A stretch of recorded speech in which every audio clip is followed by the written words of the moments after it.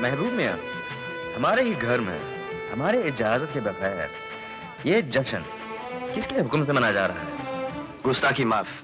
ये खादिम माफी का तलबगार है क्योंकि मैंने आपकी इजाजत के बगैर ही इस जश्न का ऐलान कर दिया। जश्न तो आप खुद ही मनाएंगे समीर।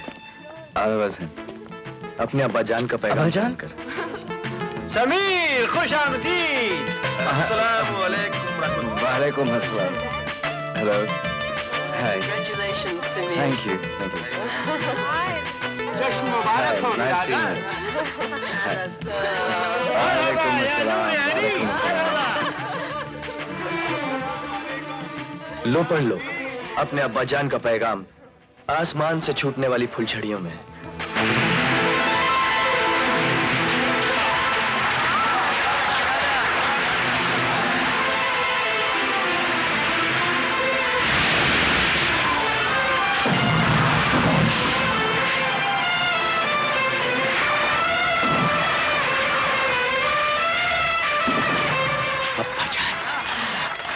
अपने अब्बाजान की ख्वाहिश को तो आपने आसमान में लिखा हुआ पढ़ा, अब हमारे शहंशाह की ख्वाहिश को अपने मुकद्दर में लिखा हुआ पढ़ लीजिए। शहंशाह की ख्वाहिश? शहंशाह ने शहजादी यास्मीन का निकाह आपके साथ करने का फैसला किया है। यह नामुमकिन है ज़फर। यह हक मैं और किसी को दे चुका हूं। ओह, गुस्ताखी माफ। क्या मैं जान सकता हूं कौन है वो? एक मजबूर और बेसहारा लड़की जिसकी दुनिया मेरे दम से है। देखना चाहोगे? उस खुशनसीब को कौन नहीं देखना चाहेगा जिसके लिए आप रियासत के तख्त ताज को ठुकरा रहे हैं। समीर।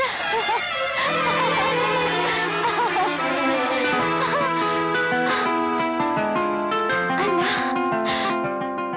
अब्बाजान से मिलने की खबर मुबारक हो।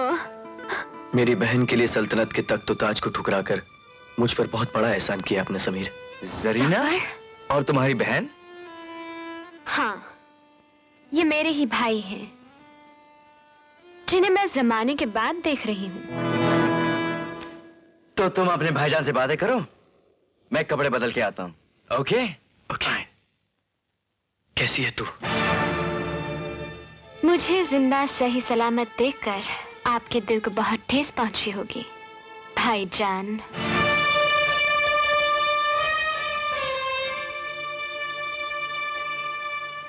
कैसी बातें करती है तू जरीना? तेरी ही खातिर तो मेरी जिंदगी शाकिर की गुलामी में कट रही है। और मेरी जिंदगी तुम्हारे शाकिर की वजह से तबाह बर्बाद हो जाती। अगर समीर न होते तो जरीना लुट चुकी होती, मर चुकी होती। तुम्हारी कसम जरीना, मुझे तो हर पल शाकिर के प्यादे ये खबर देते रहे कि तुम बहुत खुश हो और तालीम की सीढ़ियां चढ़ती चली जा रही हो। लेकिन मुझे क्या खबर थी कि उस सालिम ने मुझे ही धोखे में रखा हुआ है। झूठ बोलते हैं आप। मैं सच कह रहा हूं। अफसोस की बात तो यह है कि उस मक्कार के इशारे पर मैंने कितने मासूम इंसानों की जानें ली, और आज भी उसी के इशारे पर मैं समीर को कत्ल करने के लिए। तो उठाओ तलवार, जरा मैं भी तो देखूं शाकिर के गुलामों के हाथों में कितनी ताकत है। मुझे माफ कर दीजिए समीर, लेकिन यह बात सच है। शाकिर ने आपको कत्ल करने का जाल फैला रखा है। लोग आपको मारने के लिए पता नहीं कहां कहां छुपे हो, और जिसकी खबर मुझे भी नहीं। इसलिए आपसे गुजारिश है कि फिलहाल आप वतन जाने का इरादा बदल दें। अब्बा जान की पुकार पर उठने वाले मेरे कदमों को रोकने की हिम्मत मौत में भी नहीं।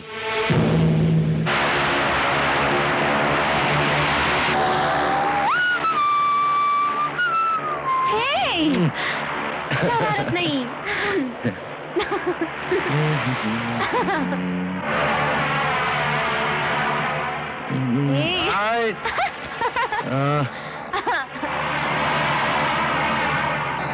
Hello, hello Sameer.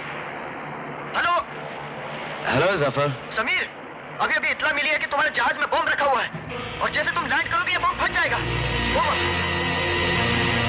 समीर, अब हम क्या करें?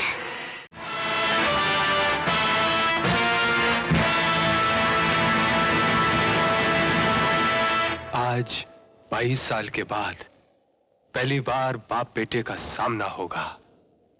आलम बना, मेरा तो कलेजा धड़क रहा है।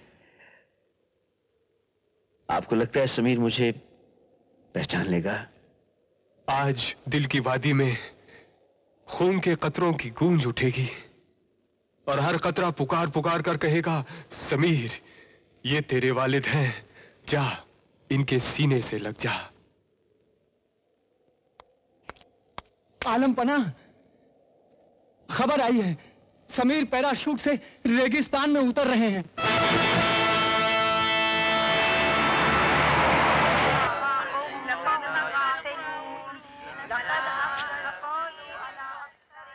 मुफ्ती साहब, कुर्बानी हो गई?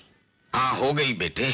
आपने अल्लाह की राह पर 2 ऊंट कुर्बान करने को कहा, मैंने 20 कर डाले। आपने 5 भेड़ें कुर्बान करने को कहा, मैंने 50 भेड़ें कुर्बान कर डाली। मगर नतीजा क्या निकला?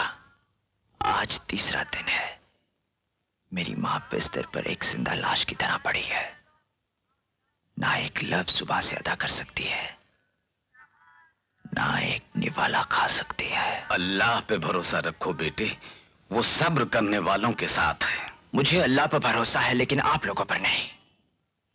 आपकी दुआएं दिल से नहीं, जुबान से निकल रही हैं, और इसीलिए उसकी बारगाह में आपकी आवाज नहीं पहुंच रही।